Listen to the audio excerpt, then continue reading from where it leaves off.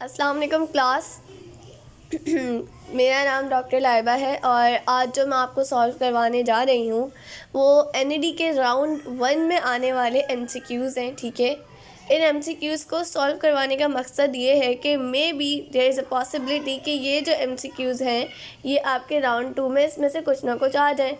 तो आपको तो पता है कि 1 मार्क भी बहुत इम्पॉर्टेंस रखता है। ठीक है, तो now we are going to solve this MCQs. सबसे पहले आप देखें, आपसे कहा क्या गया है, आपसे कहा गया है सिनोनिम्स। बेटा हमारे पास ना इंग्लिश में दो चीज़ें होती हैं, एक होता है सिनोनिम। सिनोनिम का मतलब क्या होता है? The word synonym means similar. Similar, ठीक है, सेम सेम मीनिंग वाली आपने निकालनी है। सिनोनिम बेसिकली क्या होता है, जैसे फॉर एग्जाम्पल मैंने आपको एक वर्ड दिया है कॉन्सेंस, कॉन्सेंसस। ठीक है, अब आपने कॉन्सेंसस के ना मुझे मीनिंग निकाल के देने हैं। ठीक है, अब आप बेटा ज़रा इसमें ये क्या, ये कहाँ से आ रहा है बेटा? ये वन वर्ड सब्स्टिट्यूशन से आता है। सिनोनिम्स एंटोनिम्स बहुत सारे होते हैं। ठीक है, इसका रट्टा नहीं लगाया जाता है। इसका हल ये होता है कि आप डेली जो है थोड़ा बहुत पढ़ते रहे तो वो याद हो जाते हैं। तो ये वन वर्ड सब्स्टिट्यूशन से है। ठीक है, अब देखिए कॉन्सेंसस। कॉन्सेंसस का मतलब क्या होता है? आपने सबसे पहले तो ना इसके अंदर से वो वाले जो ऑप्शंस है ना उनको निगलेक्ट करना होगा, उनको कट डाउन करना होगा जो इसके आंसर नहीं होते। तो फिर आपके पास मैक्सिमम पॉसिबिलिटी होगी कि आप करेक्ट आंसर जो है वो चूज़ कर सकें। ठीक है, कॉन्सेंसस। अब कॉन्सेंसस जो है वो उसका मतलब क्या होता है बेटा? कॉन्सेंसस का मतलब बेसिकली होता है इत्तेफाक करना। ठीक है, किसी बात पे एग्री होना, कोई कुछ बोले तो उस बात को उसके ऊपर आपने इत्तेफाक किया। ठीक है, तो कॉन्सेंसस का मतलब क्या होगा? The word consensus means general agreement. क्या होगा इसका answer? General agreement. Is that clear to you? अच्छा भाई, उसके बाद देखें MCQs नंबर 2। People running on a track must be fully aware of their lens. आप अच्छा, लेंस क्या है? बच्चे कंफ्यूज हो जाते हैं। लाइन होती है ना, अगर एक लाइन है तो उसी की आप जमा के सेंस में ले लीजिए। ठीक है, हम कहते हैं ना कि ये वर्ड है और उसके बहुत ज़्यादा होना। ठीक है, अच्छा भाई, लोग जो है वो एक ट्रैक के ऊपर भाग रहे हैं और वो अपनी लेंस के हिसाब से फुली अवेयर हैं। ठीक है, तो वर्ड फुली जो है उसका यहाँ पर जो है आपने सिनोनिम निकालना है। फुली का मतलब क्या होता है? कंसीडर। क्या ये होगा? कंसीडर होगा? नहीं होगा। ठीक है, कंसीडर तो अलग सेंस में आ जाता है, कट कर दीजिए। क्या हंग्रेली होगा? वो इसका तो सवाल ही पैदा नहीं होता। ठीक है, बी और सी तो हो ही नहीं सकते, ए तो बिल्कुल भी नहीं है, मैंने बता दिया। अलर्ट, अलर्ट कहाँ से होगा फुली का? तो बेटा क्वाइटली। अगर मैं आपसे पूछूं, या अगर हम कहते हैं ना कि ये क्वाइटली डिफ़िकल्ट था, ये क्वाइट डिफ़िकल्ट था, बेसिकली हम ऐसे कहते हैं, हम कहते हैं ना इट इज़ क्वाइट डिफ़िकल्ट। ठीक है, what is the meaning of quite? मतलब ये totally difficult, it fully difficult. ठीक है, हम ये कहना चाहते हैं। तो जब भी हम कोई वर्ड बोलते हैं ना इंग्लिश में तो हमें उसको बार बार रिपीट करना पड़ता है। ठीक है, now we have another MCQ which is choose the correct words to fill in the blanks. The belief in life after death is prevalent in both primitive societies that advances cultures. देखो, ज़िंदगी पे जो भरोसा था, ठीक है, जो belief है लाइफ पे डेथ के बाद, वो प्रिवेलेंट है प्रिमिटिव सोसाइटीज़ में। तो इसमें आपने ये जो आपको ऑप्शंस दिए हुए होंगे इसके अंदर से कोई जो बेस्ट आंसर है वो यहाँ पे चूज़ करना है। ज़रा आप एक एक करके ना सारे ऑप्शंस रख कर देखें। The belief in life after death is prevalent in both primitive societies and in advance culture. And in advance culture, क्या इन एडवांस कल्चर सही लग रहा है?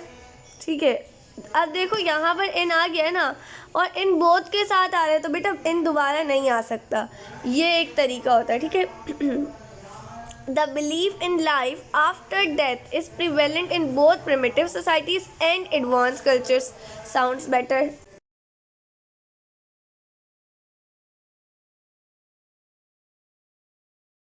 अच्छा भाई, the belief in life after death is prevalent in both primitive societies and also advanced cultures. बेटा इसका तो कोई तुक ही नहीं बन रहा है, तो सुनने में अच्छा नहीं लग रहा है, कानों को ही नहीं भा रहा है। ठीक है, इन बोथ प्रिमिटिव सोसाइटीज़ के साथ ऑल्सो लगाने की ज़रूरत ही क्या है? जब आ रहा है in both, focus on the words in both. ठीक है, तो ऑल्सो भी नहीं हो सकता, एंड ऑल्सो भी नहीं हो सकता, और एंड इन तो हो ही नहीं सकता। तो इसका आंसर क्या होगा? इसका होगा बी, एंड। ठीक है, इसका आंसर क्या होगा? एंड। होप सो आप लोगों को समझ आ रहा होगा, ठीक है। नाउ प्रीपोजिशन है आई विल बी, आपको प्रीपोजिशन इसके लिए चूज़ करना है, ठीक है। आपसे कहा गया है I will be finish this essay dash Friday. बेटा एक बात याद रखना, Monday, Tuesday, Wednesday, Thursday, Friday, Saturday, Sunday, कोई सा भी डे दे दें, इनके साथ जो हमेशा लगता है ना वो एट लगता है। बस इस चीज़ को याद रखना कि जो भी डे दे दें आपको उठा के, उसके साथ एट लगना है, सही है। आंखें बंद करके एट लगा देना। अच्छा भाई, now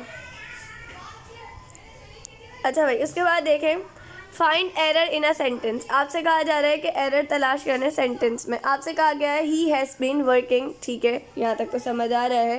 here for some times होता है या सम टाइम होता है? तो एरर कहाँ पे एरर आप लोग को लग रहा है? एरर यहाँ पर कहाँ पर है? एरर यहाँ पर है सी में, तो इसका आंसर क्या होगा? सी, ठीक है।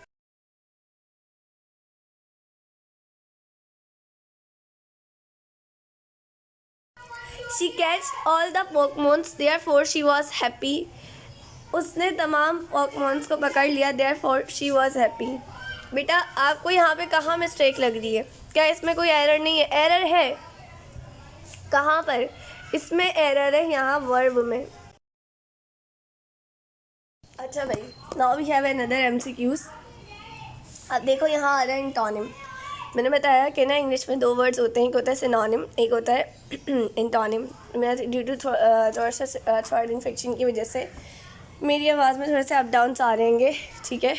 नाउ हम कहाँ पर थे? We are talking about antonyms. Antonyms क्या होते हैं बेटा? मैंने बताया था सिनोनिम्स का मतलब होता है सिमिलर मीनिंग के वर्ड्स को ढूंढना, ठीक है।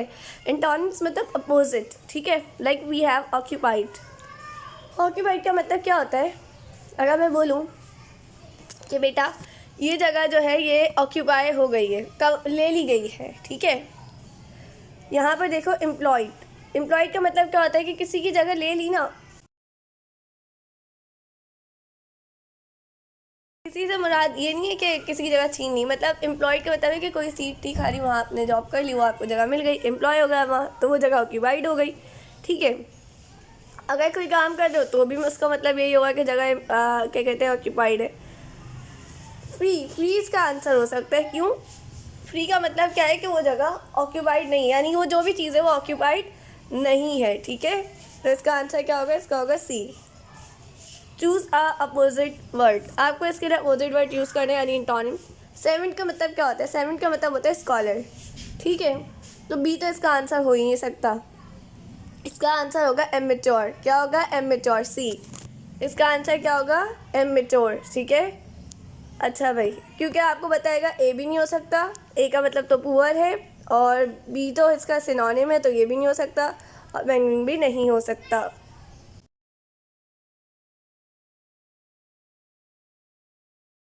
अच्छा भाई, अगला देखें, give the meaning of underline words.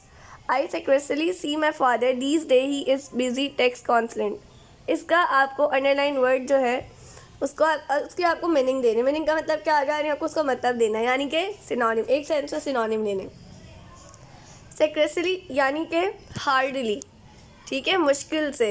जिन दिनों में वो बिज़ी थे किसके अंदर? टेक्स्ट कॉन्स्टेंट के अंदर वो बिज़ी थे, तो उस वक्त में उनको बहुत मुश्किल से देख पाता था। हार्डली, ठीक है ना, इजीली तो हो ही नहीं सकता। हार्शली तो भाई सवाल ही पैदा नहीं है, और नन तो हो ही नहीं सकता क्योंकि बी हमें गिवन है, ठीक है। Now we have another, choose the best answer. We all are dash the opinions of the teacher on this matter. आप टीचर के ओपिनियंस के इन होते, अंदर होते नहीं, सी भी नहीं है। ऑन होते, ऊपर होते नहीं, ऑफ होते हैं नहीं, विद होते हैं, साथ होते हैं, ठीक है।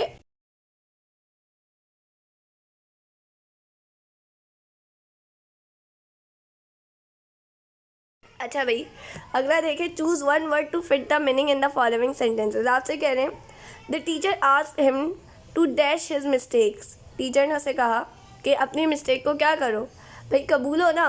तो बेटा एक्सपेक्ट, अब देखो मैं ज़रा ना थोड़ा सा बताती हूँ। एक्सेप्ट तो नहीं हो सकता। एक्सेप्ट का मतलब होता है कि निकाल देना, कट कर देना, ठीक है। ये तो ए तो हो ही नहीं सकता। बी की पॉसिबिलिटी बी हो सकता है, सी भी नहीं हो सकता। लाइक अगर मैं आपसे पूछूँ लाइफ के 3 एस्पेक्ट्स बताएं, हिस्सों की बात आ गई ना, तो ये भी नहीं हो सकता। तो इसका क्या होगा? इसका आंसर होगा बी, ठीक है। Now we have another antonym. आपको बताना है इनोवेटिव का। इनोवेटिव का मतलब क्या होता है इनोवेटिव का बेसिकली मतलब होता है कि न्यू आइडियाज़ को डेवलप करना, ठीक है, न्यू आइडियाज़ देना। तो इनोवेटिव जो है इसका मतलब न्यू में भी आ जाएगा, इसका मतलब बी में भी आ जाएगा, ए में भी आ जाएगा। इसका अपोजिट क्या होगा बेटा? इसका अपोजिट होगा सी, आउटडेटेड। क्या होगा इसका आंसर? सी होगा। Is that clear to all? अच्छा भाई, सिनोनिम्स आपको वर्ड दिया हुआ है फ्रुगैलिटी। आपसे कहा जा रहा है कि अच्छा फ्रुगैलिटी का मतलब क्या होता है बेटा? बहुत सारे आपने अपनी इकोनॉमिकल कंडीशंस को ज़्यादा कर लिया, ठीक है, रिचनेस वगैरह के सेंस में ले लें, तो क्या फुलिशनेस इसका हो सकता है? नहीं। अभी मैंने बताया ना इकोनॉमिकली, बेटा बी में आपको साफ साफ इकोनॉमी नज़र आ रहा है, तो इट इज़, ये है इसका मतलब, ठीक है, ये इसका सिनोनिम है। Now we have choose the correct words to fill in the blanks, ठीक है, फिल इन द ब्लैंक होगा भाई, ब्लैंक्स नहीं होगा। तुम लोग बोलोगे कि भाई ये तो ब्लैंक्स बोल रही है, एक ही ब्लैंक है। The job can not be finished dash everyone cooperate. काम जो है वो ख़त्म नहीं होता, ख़त्म नहीं हो सकता जब तक देखो सब लोग कोऑपरेट नहीं करेंगे, काम कैसे ख़त्म होगा, ठीक है। क्या मीनवाइल इसका मतलब हो सकता है? नहीं। क्या इसका मतलब जो है, एक सेकेंड रुकिएगा भाई, हाँ भाई, क्या इसका मतलब हाउ एवर हो सकता है? नहीं। इसका मतलब क्या होगा? अनलेस एवरीवन कोऑपरेट, सही है। जब तक सब लोग जो है वो कोऑपरेट नहीं करेंगे वो काम जो है वो फिनिश नहीं हो सकता, ठीक है। तो इसका आंसर क्या है? इसका आंसर सी है। Now we have another word, choose opposite word. Opposite word को चूज़ करना, अपने आपको वर्ड दिया हुआ है रेकलेस, ठीक है, आपको इसका अपोजिट वर्ड चूज़ करना है। केयरफुल नहीं हो सकता, केयरलेस भी नहीं हो सकता, फुल हार्डी भी नहीं हो सकता, इसका है डेयरिंग, ठीक है। इसका आंसर क्या है? इसका आंसर है डेयरिंग। अपोजिट वर्ड चूज़ करना है ना आपने। अच्छा भाई, आप लोग को मैंने MCQs करवाया ना, ये इम्पॉर्टेंट है बेटा MCAT के लिए भी, फॉर MCAT, और इसके अलावा ये ECAT के लिए भी इम्पॉर्टेंट है। जाहिर सी बात है, आपका NAD का जो राउंड 2 होगा ना, उसके अंदर ही मोस्ट इम्पॉर्टेंट है। तो आप लोगों ने करना ही है, आप लोगों ने सिंपल जा करना है, नॉलेज पूल को सब्सक्राइब करना है, ठीक है, ताकि, और बेल आइकन के बटन पे क्लिक करना है, ताकि जो भी अब न्यू लेक्चर्स इंग्लिश से रिलेटेड आए, केमिस्ट्री से रिलेटेड आए, रिलेटेड टू फिज़िक्स आए, तो वो सब कुछ, और बायोलॉजी, तो वो सब कुछ सॉर्ट आउट हो सके, ठीक है। हम लोग की यही कोशिश है कि हम आपको वो स्टफ़ प्रोवाइड करें जो आपके लिए अच्छा हो, ठीक है। हम आपके लिए उन्हीं टीचर से, या हम लोग खुद आपके लिए जो वीडियोस रिकॉर्ड करने हैं, तो हम तभी कर रहे हैं ना बेटा जब हमें किसी चीज़ की नॉलेज है, ठीक है। तो आप लोग खुद भी अपनी प्रॉब्लम्स रेज करें। आपको कोई चीज़ नहीं समझ आ रही है, आप लोग पूछें मुझसे कमेंट सेक्शन में कि टीचर आपने फ़लाँ चीज़ बताई थी, हमें नहीं समझ आई बेटे, मैं आपको उसका आंसर व्हाट्सएप पे भी करूँगी, मैं आपको उसका आंसर यूट्यूब चैनल के थ्रू भी करूँगी, मैं आपको जैसे जैसे पॉसिबिलिटी होगी मैं ट्राई करूँगी कि उस तरह से आपके कॉन्सेप्ट को क्लियर किया जाए। तो आप लोग सबसे पहले नॉलेज पूल को सब्सक्राइब कर लें। जैसे ये सब के लिए, MCAT ECAT के बच्चों के लिए, फर्स्ट ईयर सेकंड ईयर के लिए भी है बेटा, आगे आना है, आप सब ने पढ़ना है, ठीक है। तो if you have any difficulty, any question, any query related to this lecture, you can ask me freely, ठीक है। अल्लाह हाफिज़।